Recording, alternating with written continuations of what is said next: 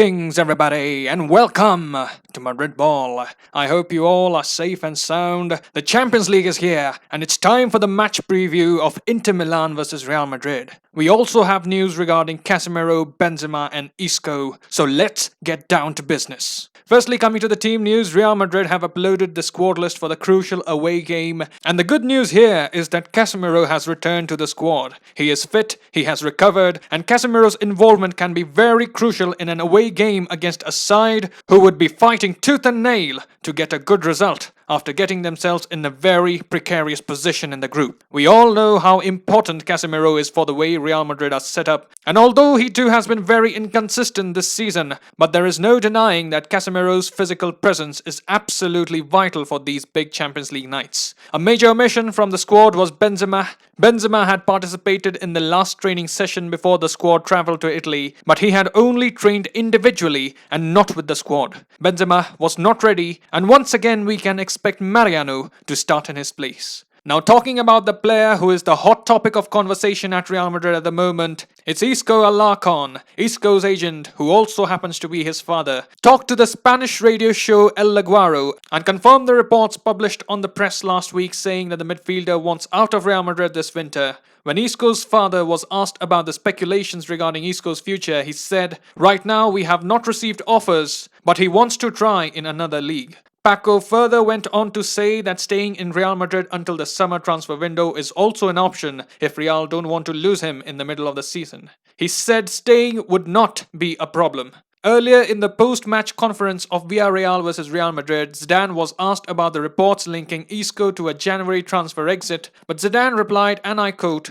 "What is happening will stay inside. Right now Isco is a Real Madrid player and is with us. There is nothing to talk about." So certainly Isco's father there letting the cat out of the bag, and this news isn't really a surprise. We had earlier seen Isco had complained about the treatment that he was receiving from Zidane. He was caught on camera speaking to Modric and Marcelo about his lack of minutes, and to be fair, Isco hasn't exactly been able to light up the pitch when Zidane has given him the opportunity to leave a mark. He's enduring a very poor season, and it's disheartening to see a player who is in his prime struggling in this manner. We have to remember he is still 28, and Isco has been relevant for Real Madrid over the years, but this year his stock has drastically fallen, and now he is keen looking for fresh pasture. Now Isco, I think we all can agree, is playing like a shadow of himself, and the main factor has to be that Isco doesn't feel that his manager believes in him anymore. Last season we did see the involvement of Isco in some big matches. Zidane had given him the nod, but this season with the arrival of Odegaard, Zidane seems to have more faith in the future star,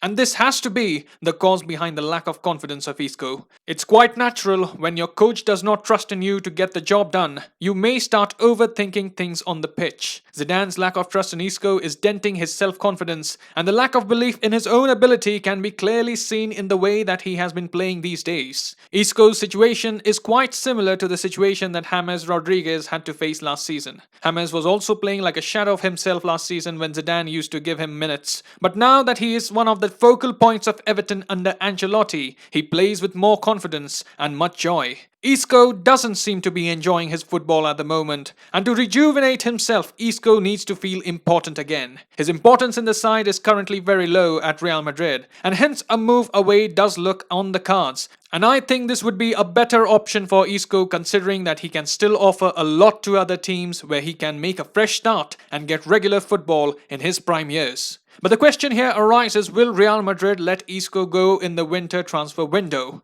We know this is a very unpredictable year with more matches to be played in a short period of time, and Isco's move will affect the depth of the squad, which will be stretched during the grueling schedule of fixtures. So I'm not quite sure Real Madrid would be willing to tamper with the depth of the squad with so much uncertainty, but again, a good offer always has the potential to make us think otherwise. Isco has interest from clubs in the Premier League, and there also are speculations about Juventus being in the hunt for Isco. So we have to wait and see how the situation develops. Now let's move on to how our rival Inter Milan have been preparing for this match. If we have a look at the Serie A table, we can see Inter occupying the 5th place. And if we have a look at the form in the league, they have 2 draws, 2 wins and 1 loss in the last 5 matches. So currently they have not been firing on all cylinders, and Antonio Conte's side has not made the start to the season that they would have liked. In the Champions League as well, they are bottom of the table, and Inter simply have to get a favourable result against Real Madrid. Conte was also a bit aggressive with his words in his pre-match interview, and he went on to say,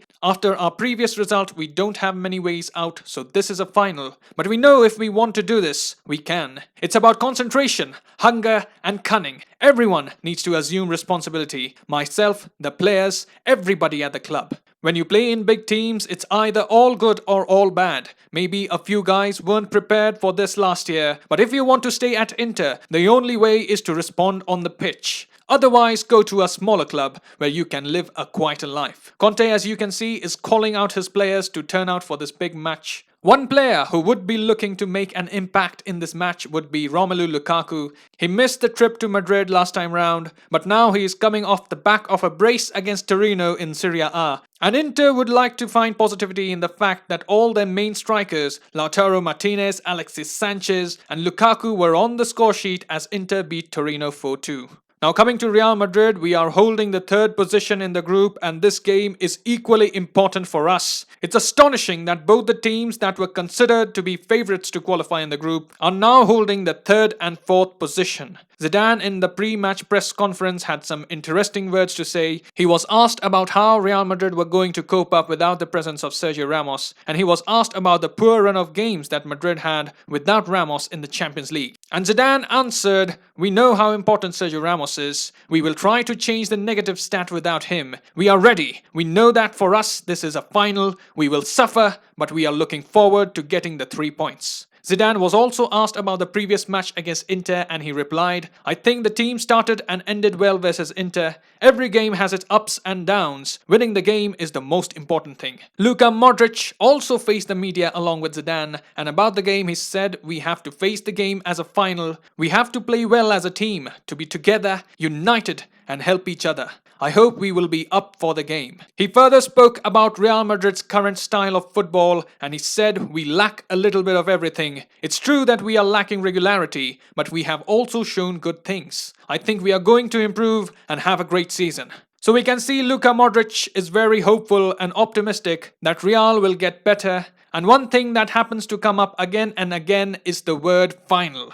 Zidane has used it, Conte has used it, Modric has used it. So this just tells you what a big game this is. And yes, we didn't want to be in final matches like these, but that is where we are, and players, the coaches, everyone is under massive pressure to deliver. For Real Madrid, it's more like having their honor on the line, with them currently holding a Europa League spot. Now moving on to the match predictions, I predict the similar back four in defense that we had against Villarreal. In the midfield we can see Modric, Kroos and Casemiro, but we have seen in the past with this midfield we do get run over at times, and I think a diamond midfield is also possible with Odegaard at the tip of the midfield and Hazard and Mariano ahead of him. But I feel like Zidane will go with 3 attackers. And finally, coming to the scoreline, I predict Inter 2, Real Madrid 2. Big match for both the teams, and I expect it to be a close affair. Do let me know what lineup and scoreline you are predicting. I will see you soon for the post-match analysis. Till then,